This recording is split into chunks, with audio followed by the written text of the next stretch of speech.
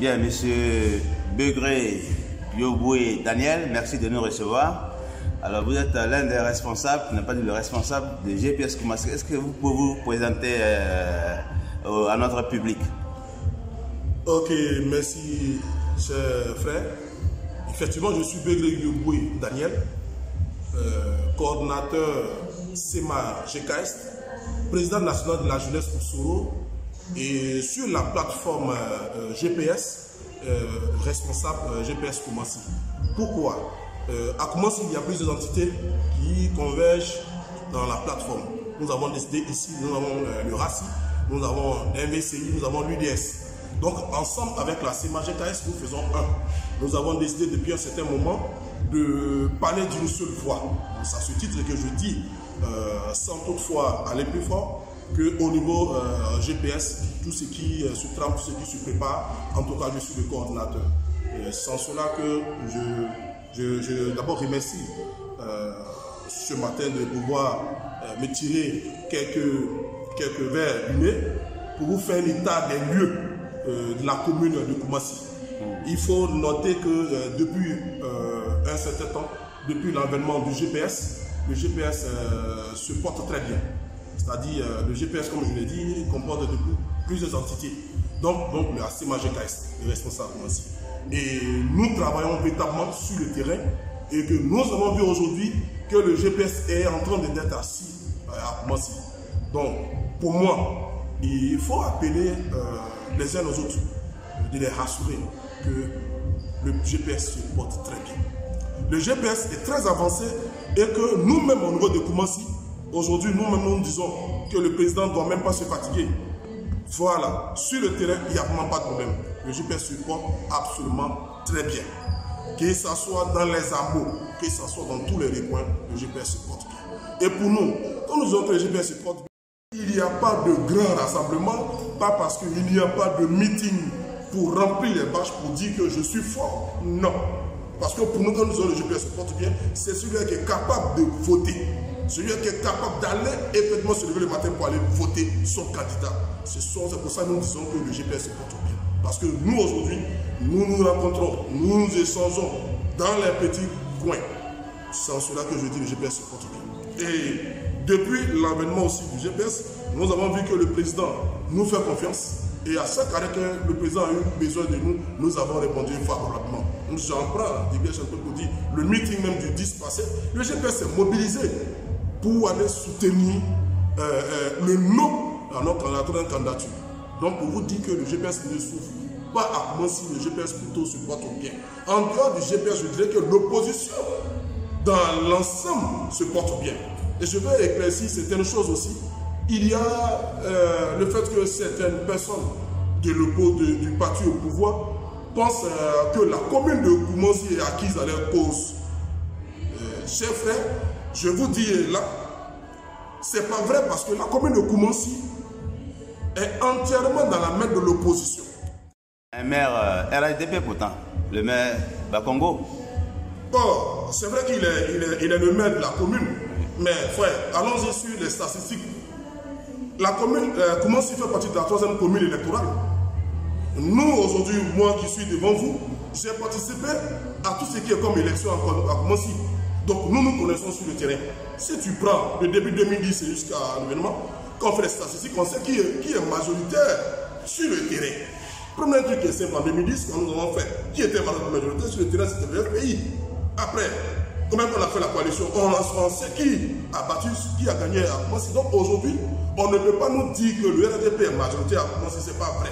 Parce que à Koumassi, il y a d'abord le GPS, il y a le PDCI, il y a le FPI, il y a aussi les autres partis politiques. Donc quand nous unissons nos forces au niveau communal, le RDP ne peut pas nous dire qu'il va gagner les élections à Koumassi, ne peut pas nous dire qu'il est majoritaire à Koumassi. Ok, mais vous avez cité tous ces partis, mais vous avez quand même été battus. Or, bon, ça nous est en son temps précis, c'était une coalition. Okay. Il y avait une coalition.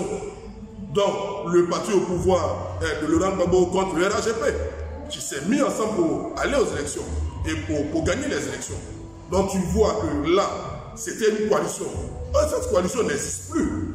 Aujourd'hui, les fils de la Côte d'Ivoire se sont réunis et ils disent non à un troisième mandat.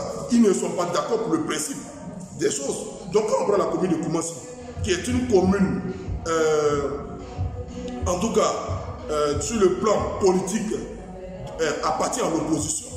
Quand le pouvoir en place nous dit qu'ils sont majoritaires à Koumassi, je me pose la question, c'est sur quoi ils comptent pour dire qu'ils sont majoritaires à Koumassi? Parce que je ne me vois pas. Pas parce que j'ai mobilisé 10 bâches et j'ai rempli ces 10 bâches-là que je vais dire que je suis majoritaire. Parce que les 10 bâches, moi, je ne dois pas compter sur le fait qu'il a mobilisé 50 bâches pour dire qu'il a la majorité. Parce que là, tout le monde vient. Même l'opposition vient en espionnage. Donc, tu ne peux pas dire que là, tu es majoritaire. Or, nous disons que nous sommes majoritaires à Koumassi parce que nous faisons le corps à corps. Nous parlons. Et aujourd'hui, allons-y sur un truc qui est simple. Les gens sont en train de partager les cartes d'électeurs. Faisons le point. Est-ce que les points sont bandés de monde? Oui, à ce sujet, est-ce que les cartes d'électeurs ont été distribuées à Koumassi? Parce que nous sommes à quelques jours de l'élection. Hein? Bon, chef, je te dirais que oui. Non. Parce que nous voyons partout c'est vide. Partout c'est vide parce que l'opposition ne s'y sent pas. Donc nous sommes là, nous sommes assis et nous regardons. Il y a un mot d'ordre qui a été donné. On suit le mot d'ordre. Pour nous, avant tout, il faut qu'on s'asseye, on définit les règles pour que les Ivoiriens puissent se lever pour aller récupérer les cartes d'électeurs pour aller voter. Donc quand les conditions ne sont pas remplies, pourquoi est-ce me lever pour aller prendre ma carte d'électeur? D'ailleurs, moi-même qui suis devant vous, en tant que responsable, je n'ai pas pris ma carte. Je n'ai pas pris ma carte, je n'ai pas écrit ma carte. Parce que je ne m'y sens pas. Ouais. Pour moi, on veut un changement. Et le changement part d'une bonne organisation des choses. On ne peut pas hier, nous-mêmes, faire la promotion du bien-être, faire la promotion de la liberté d'expression, puis aujourd'hui, nous faire harakiri. Donc pour moi, la commune de Koumassi se porte très bien. L'opposition à Koumassi se porte très bien. Et le GPS se porte très bien. Qu'est-ce dit le GPS? C'est-à-dire l'identité régionale du GPS. Je répète encore, le RACI, la CMA-GKS, l'MVCI, l'UDS se porte très bien. Et nous nous rencontrons, nous travaillons, nous parlons. Pour digresser un peu, il y a un certain moment, nous avons lancé des dés sur le terrain. Nous avons récolté ce qui nous dit. Donc je pense qu'on passe à plusieurs questions. Ok, alors votre président ne cesse maintes fois de dire que l'élection n'aura pas lieu le 31 octobre. Peut-être une parole prophétique, mais dans les cas tangibles, comment peut-on croire à ce qu'il dit, selon vous? Merci. Oui.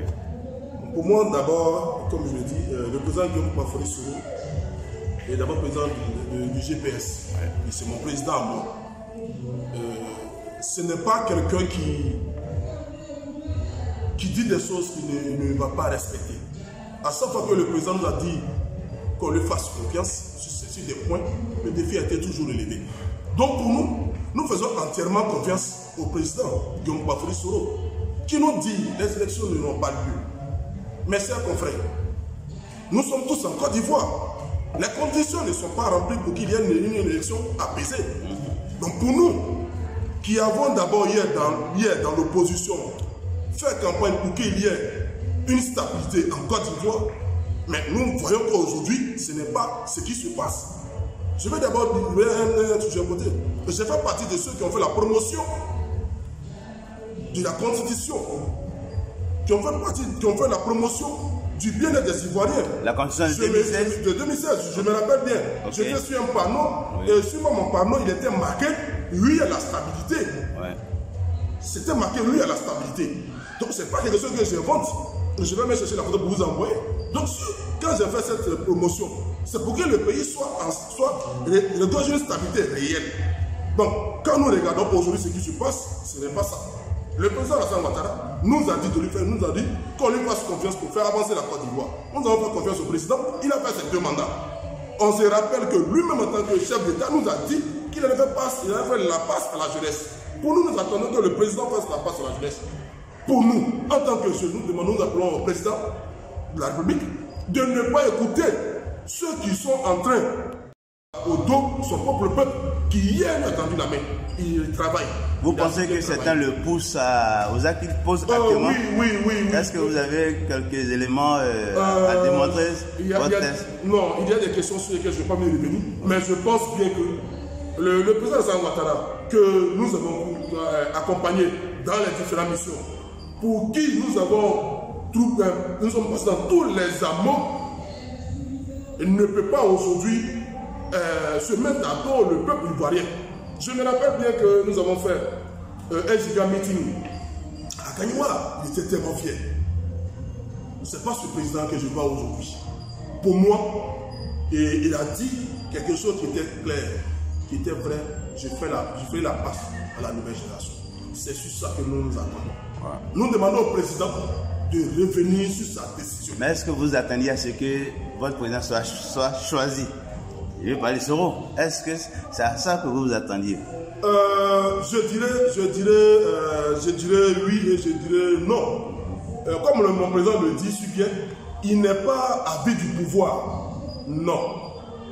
Mais il y a aussi des choses qui sont claires. En Côte d'Ivoire, nous avons tous vu comment les différents présidents sont arrivés à la tête du pouvoir. Quand on parle de canton, on parle de la nouvelle génération, c'est Guillaume Bafori Soro. Dites-moi, sur la scène politique aujourd'hui en matière de la nouvelle génération, vous voyez qui? Le plus audible, c'est Guillaume Bafori Soro. C'est celui-là même qui se sent, c'est celui-là dans lequel la jeunesse se retrouve. Aujourd'hui, pour nous, s'il y a un candidat à choisir, c'est Guillaume Soro. Parce que nous sommes à l'aide de la nouvelle génération. Ok. Alors, vous avez dit que les conditions ne sont pas réunies, mais le pouvoir récemment a produit un communiqué à travers lequel il a soutenu avoir invité l'opposition à une table d'échange et même des promesses ont été faites, notamment l'octroi d'une candidature, la vice-présidence au PDCI. Mais l'opposition a décliné. Alors, quel commentaire faites-vous de cette situation? Je ne suis pas à l'aise sur cette question. Je ne vois pas la sincérité dans cette question. Parce que octroyer une vice-présidence, c'est rien. Ça fait un de deux.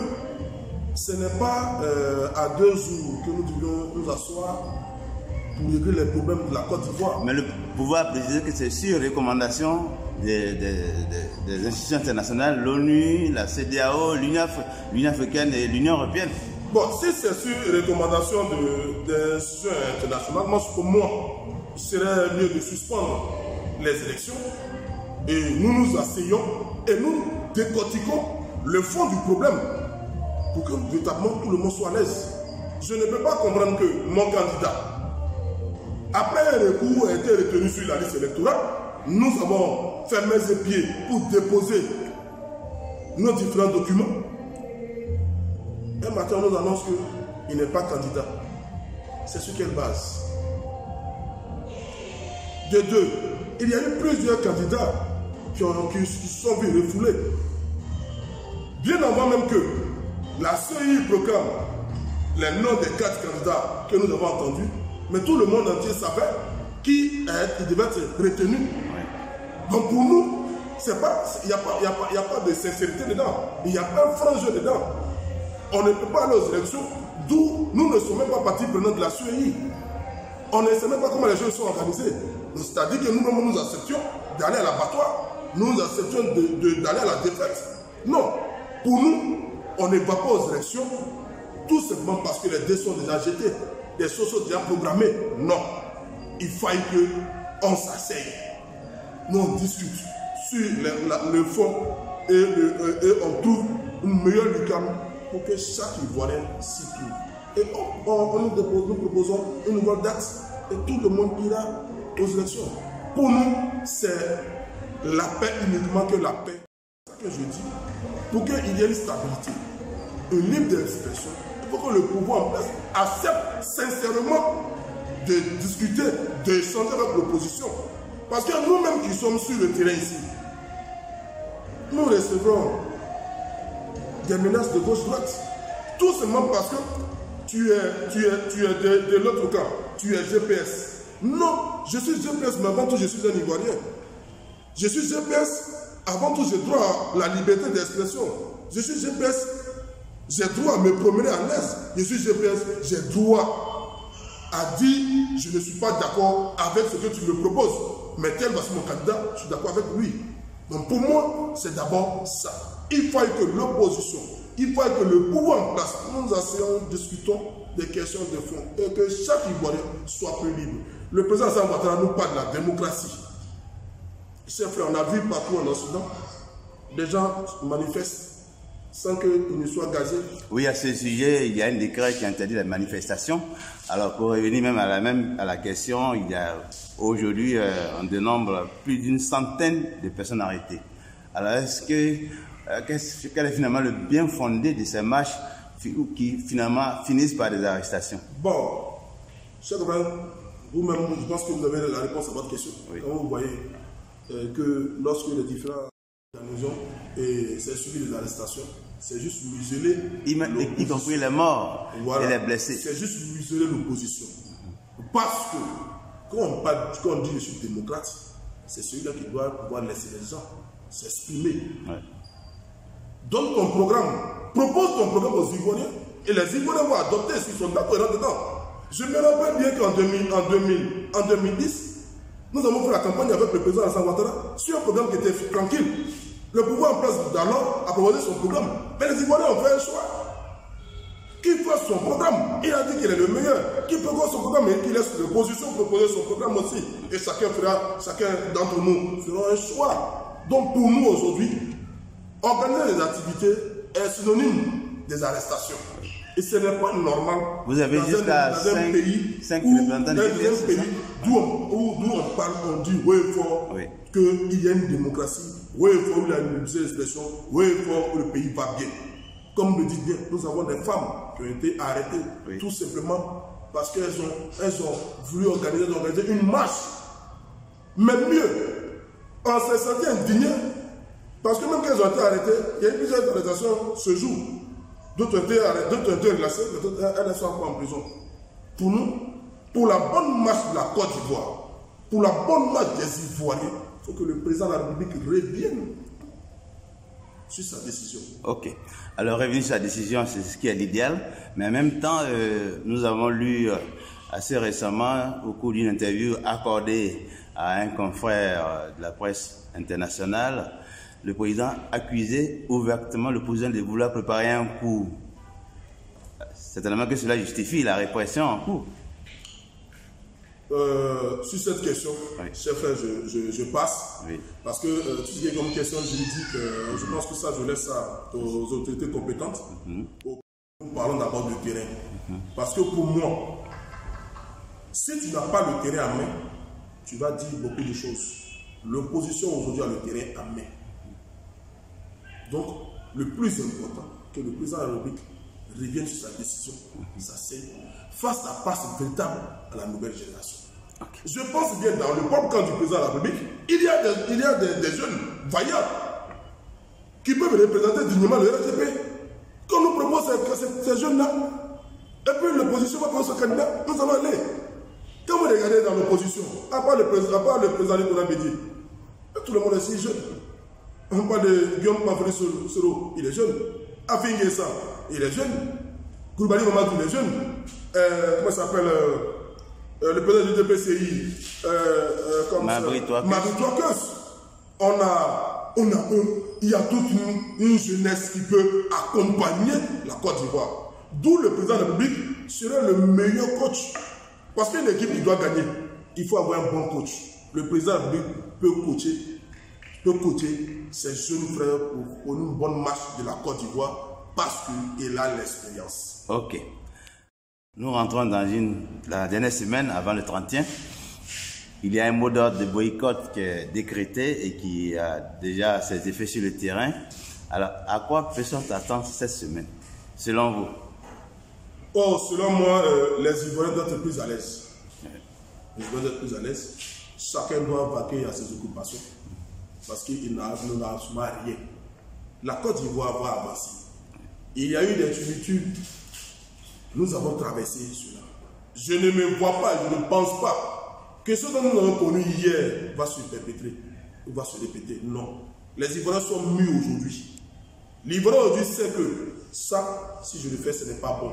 Donc pour nous, chaque Ivoirien doit se serein. Le 31 octobre, c'est vrai, c'est le jour à arrêter pour les élections. Tout à fait. Pour aller au vote. Oui. Mais comme l'opposition le dit si bien, et que l'opposition le dit si bien, et que mon président Dion Bafori Soro le dit si bien, il n'y aura pas d'élection. Pour nous, il est clair. Il n'y aura pas d'élection. On a cru de savoir par quel mécanisme, puisque continuellement c'est déjà programmé. Non, la date a été arrêtée. Tout à fait. Mais pour qu'il y ait élection, il faut que les citoyens aller voter le matin. Il y aura un boycott, vous voulez dire? Pas de boycott. Pas de boycott. Mais seulement je vous dirai que ce jour-là, chacun sera assis sur lui à la maison. Quand tu es un opposant, nous sommes à l'opposition. L'opposition n'est pas d'accord pour le principe. Nous demandons au président de la République de revenir sa décision pour que nous puissions nous asseoir et discuter. Le président de la République dit qu'il se bat pour la Côte d'Ivoire. Le président de la République se bat pour un meilleur lendemain des Ivoiriens. Mais pour qu'il y ait un meilleur lendemain des Ivoiriens, il faut que tout le monde s'assied sur la même table et nous discutons franchement et nous trouvons une porte de sortie. Donc pour nous, aller aux élections le 31 octobre, nous n'avons pas réglé le problème. Parce qu'il ne faut pas rejeter les problèmes. Les problèmes sont là. Il faut que nous réglions sur une partie. L'opposition reste sa position. L'opposition dit la date du 31 octobre, elle n'est pas tenable. Elle n'est pas tenable. Et les conditions nous démontrent qu'elle n'est pas tenable. C'est pour ça que nous disons qu'aujourd'hui, demain, il n'y aura pas d'élection. J'en appelle aux différents responsables des structures qui composent le GPS de faire confiance au président Dion Bafori Soro, le futur président de la Côte d'Ivoire. Il lui fait confiance. Pour nous, soyez sereins, continuez d'aller au travail, continuez de vaquer à vos occupations. Ne mettez pas dans votre tête que la Côte d'Ivoire va se renverser. La Côte d'Ivoire ne va pas se renverser. Parce qu'aucun Ivoirien n'est prêt aujourd'hui d'aller se battre. Aucun Ivoirien n'est prêt aujourd'hui de regarder son propre peuple le tuer. Non. Je suis de la commune de Koumassi. À Koumassi, nous nous connaissons. C'est vrai qu'il y a des dinosaures qui ont les moyens. Nous n'avons pas les moyens, nous sommes sur le terrain. Sur le terrain, à Koumassi, nous nous connaissons. Et nos amis, nos camarades jeunes, nos parents, nos papas, nos mamans, personne n'est prêt pour aller au combat. Personne n'est prêt pour aller faire parler avec son frère. Et une seule chose que le président de la République revient sur son mot d'ordre, il revient sur sa décision. Nous allons organiser les élections, nous allons aller dignement aux élections et battre le RHGP à Koumassi. Parce que le RHGP à Koumassi n'a pas de force, le RHGP à Koumassi ne peut pas battre l'opposition à Koumassi, ni moi-même le GPS. Alors nous allons finir par quelques recommandations en une minute. Est-ce que vous avez des recommandations à faire à l'opposition, au pouvoir en place et même à la communauté internationale en une minute? Allons-y. La seule chose que je pouvais dire à ce volet, c'est juste appeler l'opinion nationale et internationale de s'y impliquer véritablement. Parce que la Côte d'Ivoire sort d'une crise. Et la Côte d'Ivoire ne doit pas plonger à nouveau dans une crise. La Côte d'Ivoire, les jeunes, les filles, les parents de la Côte d'Ivoire, et même ceux qui ne sont pas de la Côte d'Ivoire, ont besoin que la Côte d'Ivoire soit stable pour faire avancer le pays. Donc en cela, nous demandons aux communautés internationales, surtout aux communautés internationales, de s'impliquer véritablement dans la crise ivoirienne. C'est tout ce que je peux dire sur ça. Parce que le reste, l'opposition, nous avons déjà donné un mot d'ordre qui est clair, et le mot d'ordre est suivi sur le terrain. Aujourd'hui, même un aveugle sait que le mot d'ordre est suivi véritablement sur le terrain. Chers frères, je vous remercie. Merci à vous.